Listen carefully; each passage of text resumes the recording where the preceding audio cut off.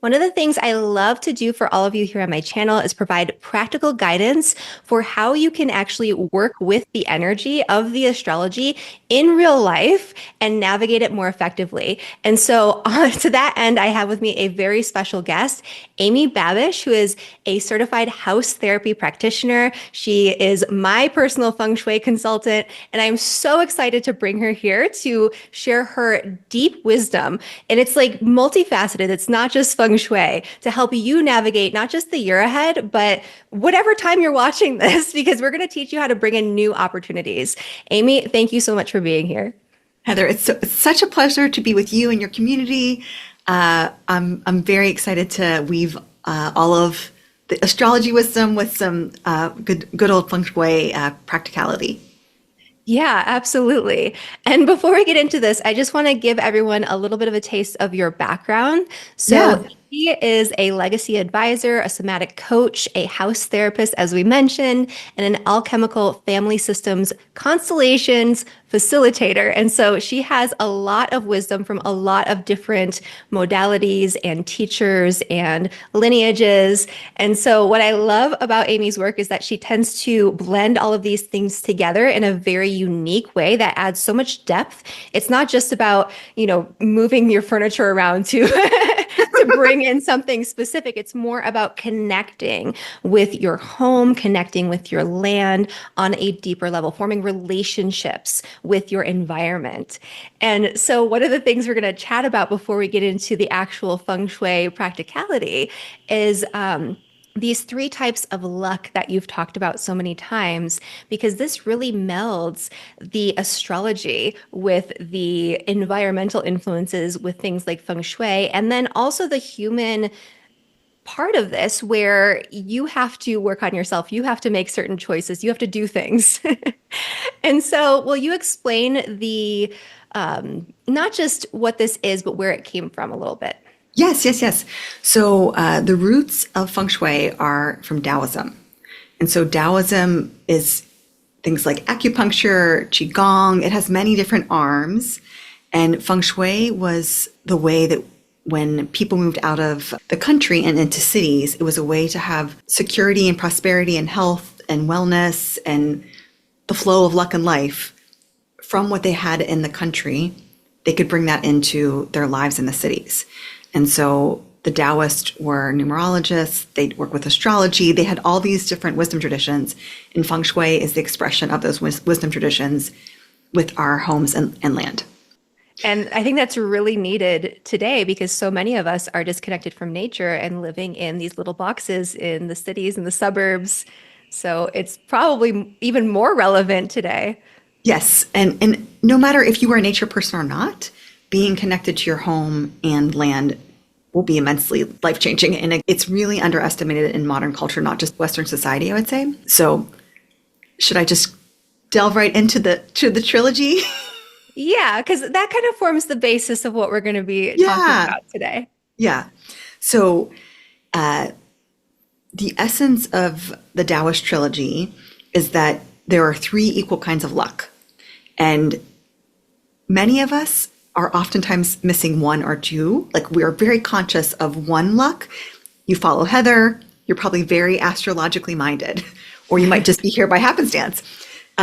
So the first luck is the cosmic luck. And cosmic luck is everything from the cosmos, astrology, human design, but also ancestors, karma, the planetary, like real out there beyond things. So your community probably is very aware of how literally the cosmic weather is impacting someone's human life. Whereas other people might be like, oh, I'm very connected to the other two lucks. So there's not a right or wrong, but every luck is 33% impact, 33.3333. The second luck, which was my original kind of inroads into being a helper, was human luck. So human luck is our health, it is our beliefs, it is our worthiness work, it's our shame work, it's also our epigenetics. So looking at like that kind of ancestral work of like what lives gifts wise and struggle wise, We don't have to know our 23andMe, we don't have to know our family tree, but it is in us.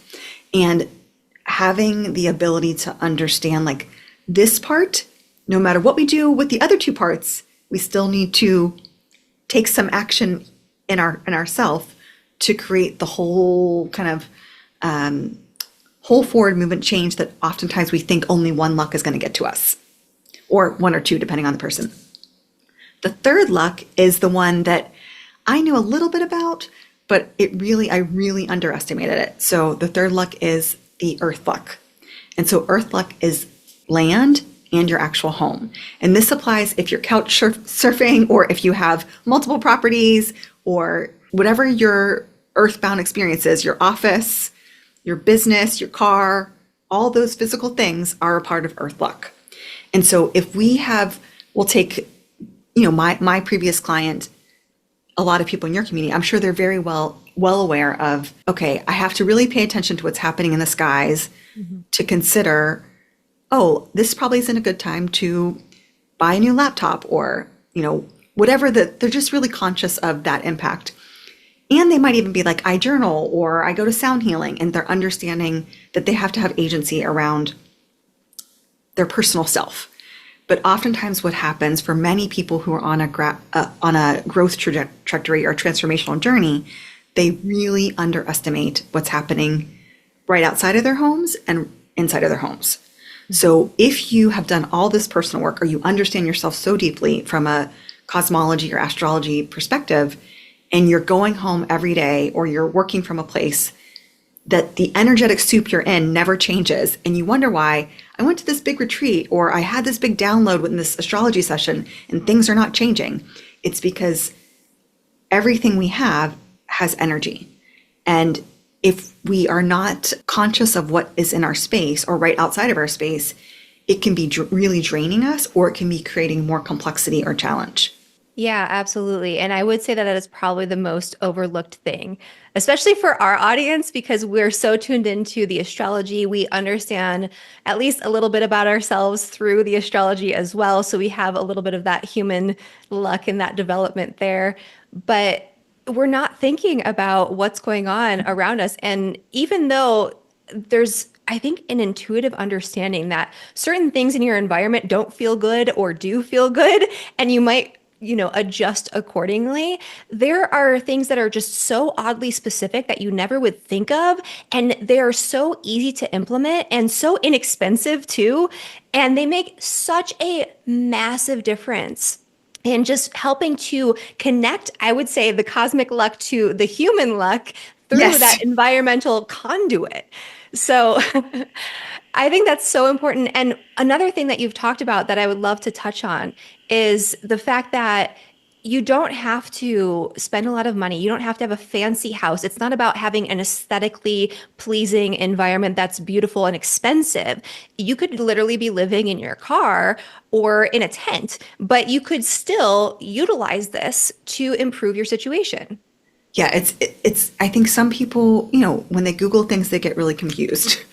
So there are, just like there's different forms of astrology, there's Hellenistic, there's Western, the same is true for Feng Shui. And so some schools of Feng Shui are very traditional, quite rigid, and almost, I'm not judging, but very fear-mongering. And the more, Western approach that was brought by a more traditional Feng Shui expert, Professor Lin Yun, he's no longer alive, he brought Feng Shui from China to North America, and he modified it based on many, many different factors with the essence of Shui, but he took out a lot of the, things that were probably very necessary in the origins of Feng Shui, but it's much more, I would say, down to earth here.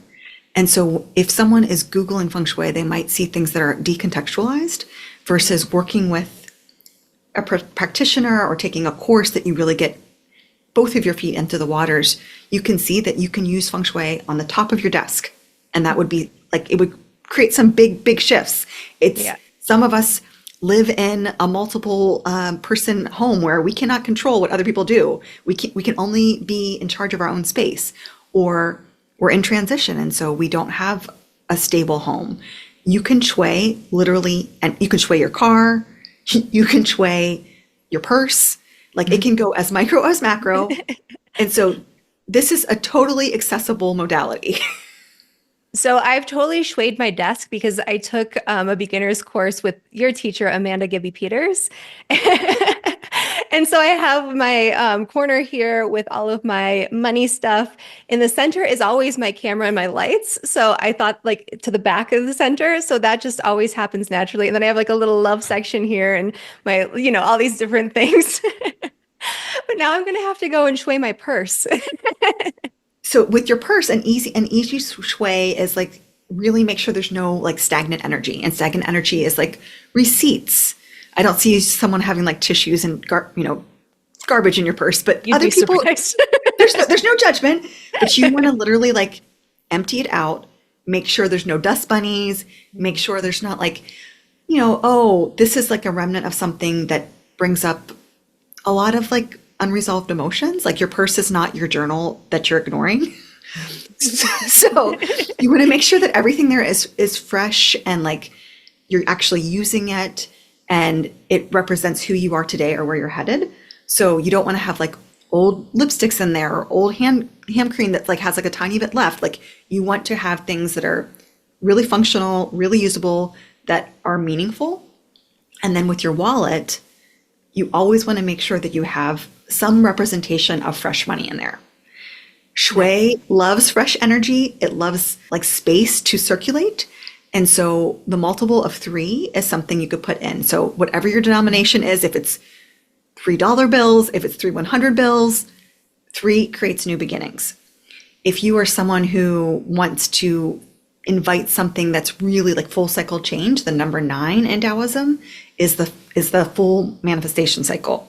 So you could use 9 $1, or you could use a multiple of 9. So having that in, also putting a pinch of salt. Salt is a magnetizer and it is a massive cleanser in Taoism. Or if you are more spicy, you can put a cinnamon stick or a pinch of cinnamon into your wallet and make sure it's fresh. Like don't keep it in there for like decades or years.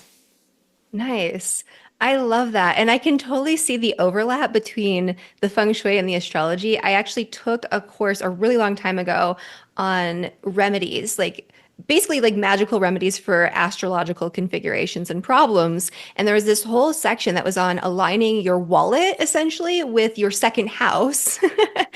And I did some of the stuff that they said. Some of it actually made things worse because I was enhancing like my Saturn in the second. And then I realized I shouldn't enhance that. I should enhance the good things.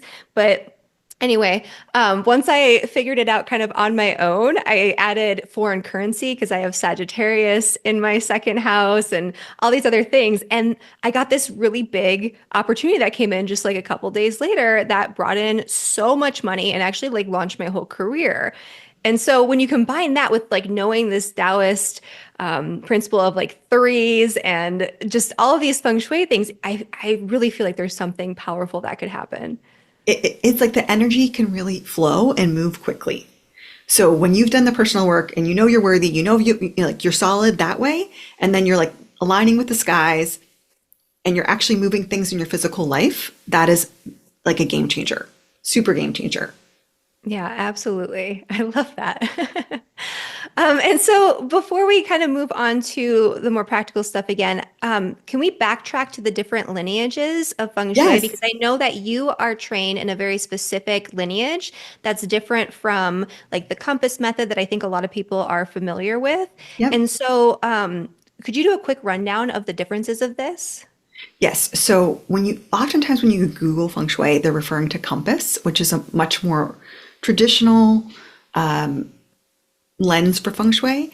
And so in compass, the energetic map of the house is the opposite of what it is in my lineage. And my lineage is called BTB, and it's Black Hat Set, and it was brought here by Professor Lin Yun. So there are, reasons why at times even me as a BTB practitioner, I would take a compass reading of a house. But a lot of people also kind of deduce feng shui to the energetic map, which is called the bagua. Mm-hmm. Feng shui is much more robust than the bagua, but but the orientation of the energy centers of the home are opposite. So that's the primary difference. And then also some compass practitioners also kind of dovetail with another sub school of feng shui, which is called flying stars. And flying stars gets to be a bit more like, if you do this, you're going to be in big trouble. If you don't do this, you're going to miss a massive opportunity. It's a little bit more foreboding. And there are definitely times when you want to call on something like that. But I have a lot of other tools in my toolbox, so I don't practice flying stars. And if you try and Google it or use AI, it's very dangerous. It can actually wreak havoc on your life. So I do not recommend anything like that. Yes. So because I think a lot of people are so like, oh, AI is so helpful, but Taoist practices are oftentimes word of mouth lineages, and so we're actually forbidden from teaching certain things outside of the context of teacher student or client practitioner. It has to be in a trusted relationship where there's an exchange. And so things that I share on here are still going to be more nuanced than what you find on Google, but AI doesn't have access because they want to make sure that the wisdom is in right relationship with its potency. And many times in wisdom traditions, they have been shared out of context and they have messed around with things that they shouldn't be messed around with.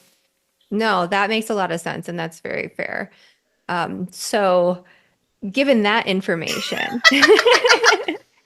where would you start if you were preparing yourself to do just a couple of simple remedies? You're new to feng shui and you don't want to do something that's going to mess everything up. What would your foundational piece be before you even dive into modifying things in your environment? So the first thing is always to start with your intention. So feng shui is really all inclusive. So it could be kind of thinking about all the houses in your astrological chart.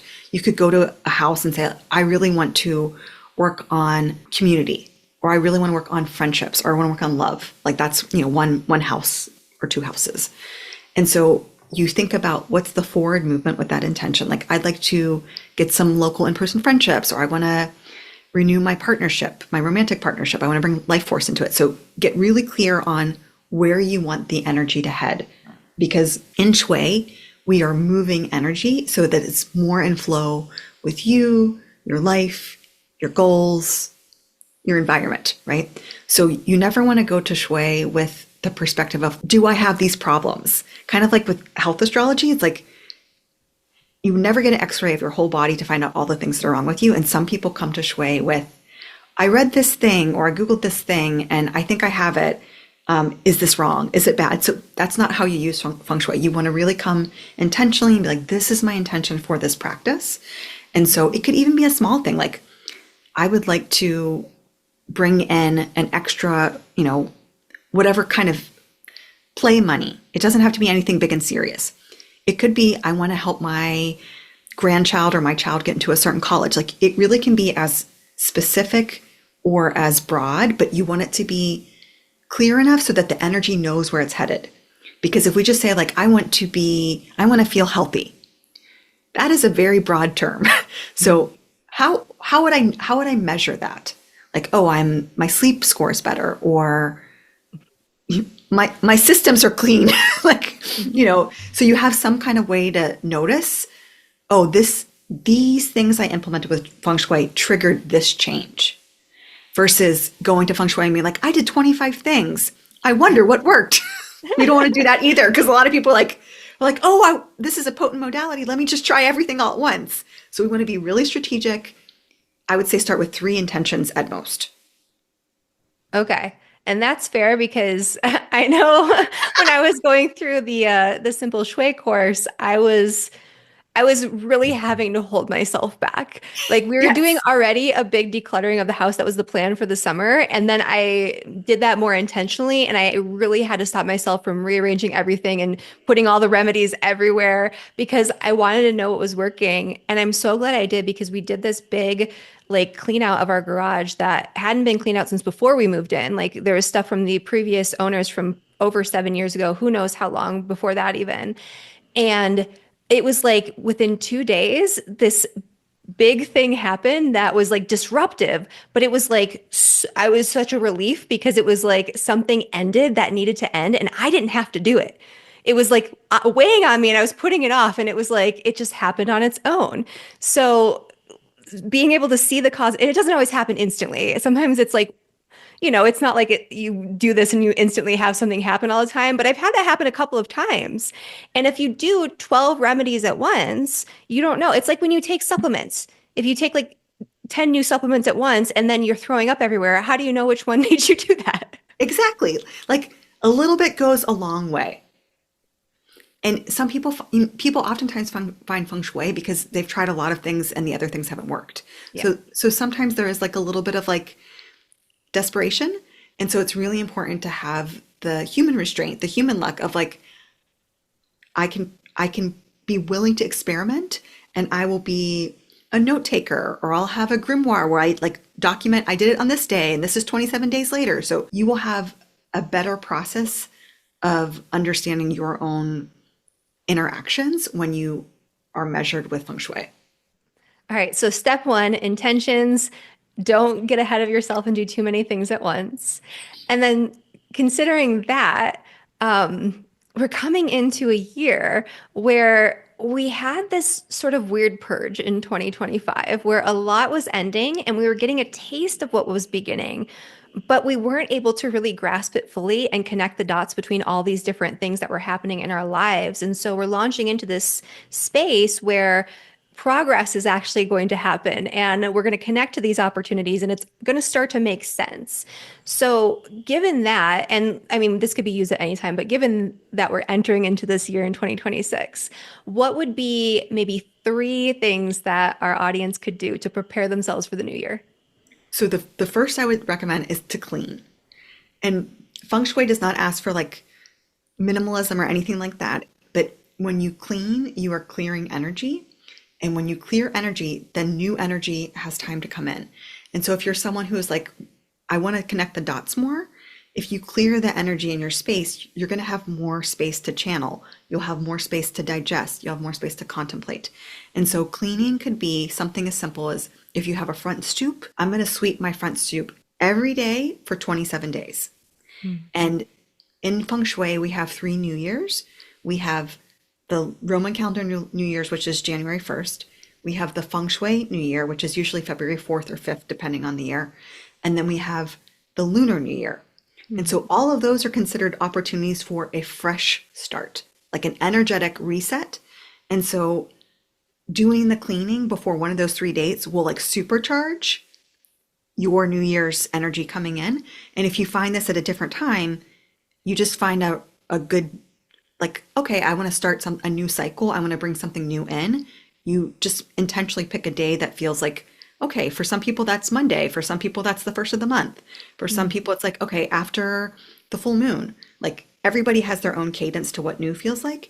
You want to pick something that feels like I'm clearing the way for something new to come in. So that's the first one, sweeping. The second one, a lot of people keep a lot of food still from the pandemic or just because of scarcity and all different kinds of reasons. Cleaning out your spices, cleaning out your supplements, cleaning out things that you no longer use that have been stored in your cupboards, really, really important. If that's not you, we're going to go to a couple different areas. So you don't want to do all of these. We're going to pick one. It's like a little bit goes a long way. The other one I would say would be your closet. And the closet is oftentimes the most challenging one. Our closets represent our identities. So if you are calling in an up-level version of yourself and you still hold on to the clothes from high school or the clothes from a past, like a gift from a romantic partner that you're no longer with, or just things that aren't representative of who you are today, that will keep pulling you back energetically to those identities and those contexts and those relationships. So if you're on a limited budget, you don't have to purge everything, but I would say get rid of the top 3 things that are like, oh, when I see that I cringe, or I see that it makes me really sad, or I see that and it just makes me question who I am. That would be a really like intentional cleaning. And the last place would be books. Books are a really another place of like, what I have here, it all has energy. And if old versions of me really loved like fan fiction, but I have pivoted and now I'm really interested in native plants, I'm then toggling back into not just the unconscious self, but I'm in the spheres of fan fiction. So Mhm. going through your books and editing out, are these books really on topic? Are they relevant to who I am now? Do they resonate? Or who I'm becoming? Like, do these represent like things I want to learn and grow into? Or am I someone who habitually buys books and I never read them?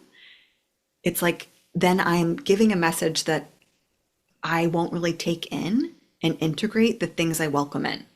So Mhm. that's not just about books. That will become like nourishment. It could translate to food. It could translate into exchanges with people. Like if I'm always back here, I can't let in the new things that want to take up space. So those would be key places to be curious about. And if you're like, I want to do all of them, do one, one at a time. So what does Mhm. that mean? It means like after you're done with the cleaning, I would wait at least 9 days. And if it was like a really big thing, like if it took a long time or it caused a lot of like emotional or spiritual labor to clean something, I would wait 27 days. Okay. That makes a lot of sense. And so when they are doing the cleaning, what's going on in their brains? Like, what should they be like? Is there mantras? Is there intention? Like, what should you be focusing on? Or could you just be cleaning and just doing whatever? It's that's a really good question. So it's great to be very intentional. So if you're someone who does well with mantras, you can do a mantra because Taoism is connected to traditional chanting, like Om Mani Padme Hum. That Mhm. is a universal mantra. That's a very easy one to chant. You can also just be in silence. You could be with your intention, like I am intentionally getting rid of these old clothes because I'm ready to be the embodied version of me and at this time in my life in 2026 or whenever, or I am really ready to have a different relationship with my health. And every single thing I release, I know that I'm making room for more health in my body and all my systems, my organs, my blood flow. So as long as you are connecting it to your experience, you are also in relationship with the energy of your home. So your home can hear your thoughts. Mhm. Your home is not a mind reader, but your Mhm. home is in a relationship with you. And so you can say to your home, can you help me with this? Can you help me to renew my relationship with health? Can you help me to uplevel my identity and let me be who I really am? Can you help me let go of things that just aren't good for me anymore? I want to welcome in the things around my intention. So just really having a conversation with your home while you do it will magnify times the multitudes of what can happen with these small changes. I love that. Yeah. And that's something that Matt and I do constantly. So before we even talked to you, Matt was always talking to our house, and I just thought it was so odd. And I was like, okay, whatever. He's just talking to the house. But after we started working with you, now we're both just walking around talking to the house all the time, telling it how we love it and, asking for help with this and that. And yeah, it's just it's fun and it does work. It really does work. And you know, you don't have to be a believer. And if it's like your willingness is what really matters. Mhm. So it's, you have lots of pets, you love pets. Some people like, oh, it's just a pet. It's like, no, it's a relationship with a pet. Like your pet is in relationship with you. The same is true with our house. Like Yeah. if you're willing to make the connection, your house will meet you every time. Or your apartment or Yes. wherever it is. It doesn't have you don't have to own it, right? No, and it could be your car. You can do this with the bus. Like it can literally be whatever you are in. Shui opens you up to the magic of living. Like I love being that. here on earth with real things. Like you can open up the communication in a deeper, much deeper way. That should be like a quote that you should put somewhere like big on your website. I love that. Yes, it's like, We'll use that as a clip to put on social media from this. oh, I love that. I love that. That was wonderful. Yes. So our second tip would be to bring in something new. So if you're working on your identity, like buying something, I love that you're wearing like a shade of red.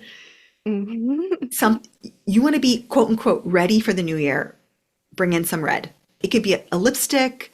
It doesn't have to be a whole piece of clothing. Get creative and not all red. We don't want to be like on fire. Just a little bit of fire is all we need.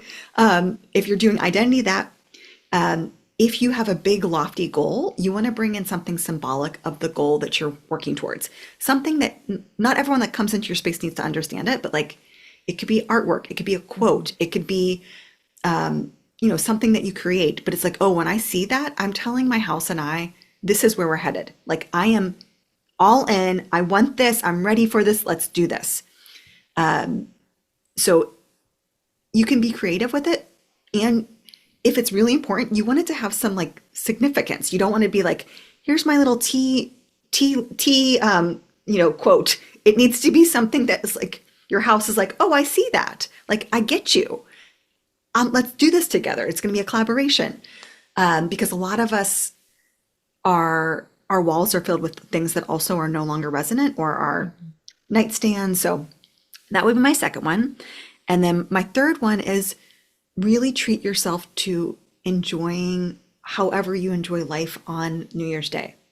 So no work, no chores, no gossiping, no talking badly about yourself or other people, like bringing what we call the chi, the energy that you want to bring into this year, like stoking that chi, like your life depends on it. Like, I'm going to have rest today. I'm going to have fun today. I'm going to nourish myself with something really, like really good, really healthy for me. I'm going to listen to really like great music, like no going through old journal articles, like no bringing the old drama or the old stuff from last year, decades or lifetimes into the new year with you. So some of us kind of are like, womp womp, the holidays are over, or womp womp, my birthday's over, or womp womp, vacation's over. So always when you want to have this new start after something, you want to bring in the new energy. That makes sense because that could apply to a lot of different things. Like you said, like vacation, you come home from vacation, don't like on the first day just be like, everything's terrible and, jump right back into work. Maybe give yourself like a gap day of Yes, bringing in what you actually want moving forward after that reset. yes, yes. Oh, I that's think wonderful. yes, yeah. I think those are my three. I think that this would be good. Those are a good three. Yes, I think that they will give. They're very flexible. I think a lot of people can use them a lot of times, but these will be very helpful for any of the New Year's we spoke about. And your birthday is Yeah. always a personal New Year in way. Absolutely. And, your birthday, your solar return, you should Yep. always be spending it just doing things that you love and nourish you. And because it's your sun that's returning to its position in the zodiac, and the sun is the soul's expression in physical reality. And it's also this need to be seen and to be the center of something, to be recognized for your gifts. Like that is a good time to celebrate you. Like it aligns so perfectly. If there was ever a day where you could just be all about you and like everyone's eyes are on you, it's your solar return. So And Shui feels the same way. Shui feels exactly the same way. yeah. Well, wonderful. Well, this was super fun. And I think we had a lot of really great information for our audience here. They're going to love, love, love implementing this. If you guys are doing any of this at home, please comment below, come back and let us know how it went. If you felt any shifts, if you had any actual tangible experiences that came up after you employed these remedies. And Amy, where can we find you if somebody wants to work with you? Because I know you're doing a group container, but you also do one-to-one work. Yeah, yeah, yeah.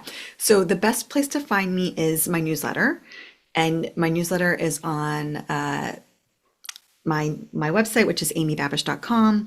It's also on kit.com. I'm sometimes on Instagram and I'm sometimes on LinkedIn, but I find that really like long form writing is how people most resonate with me. I offer an annual program that's hybrid in person and virtual. And it's called this in 2026, it's called the Women's Legacy Collective. It's a 13 woman cohort and we work on really everything. It's very all inclusive. We'll do ancestry work. We'll do past life work. We'll do somatic work. We'll do some shui.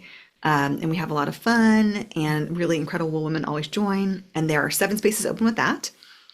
And then one-to-one work, I really create bespoke offerings and curated to what someone needs. So sometimes it's one session. Sometimes it's a 3-month process. Sometimes it's a 15-month process. It's really what the client needs. Okay, awesome. And so I will link your website down below if anybody's interested in working with Amy. I highly, highly recommend it. I cannot express how much this has helped, like working with you and adjusting all of the shui in our house and just like your deep understanding of it's not just, oh, we're moving things around, we're trying to create an outcome, but it's like you're trying to better yourself in the process and deepen your connection with your lineage, your land, and all of these other components in your life because everything is interconnected. And yeah, that has just been so magical. And we've gotten some really good tangible results. I think I told some people before, I don't remember if it's on my channel or Instagram, about how we did some shui in our bedroom because my husband, Matt, like hasn't slept well since we moved here. And it was like as soon as we did that, his sleep score on his Aura ring jumped up from like the 50s and 60s to like the 80s regularly. And yeah, so these things are magical. You can get some real tangible things that happen, but also it just makes everything in your life more meaningful. And so thank you so much for working with me. Thank you for sharing some of this with our audience. And I hope that we'll see you guys again soon. Bye, everyone.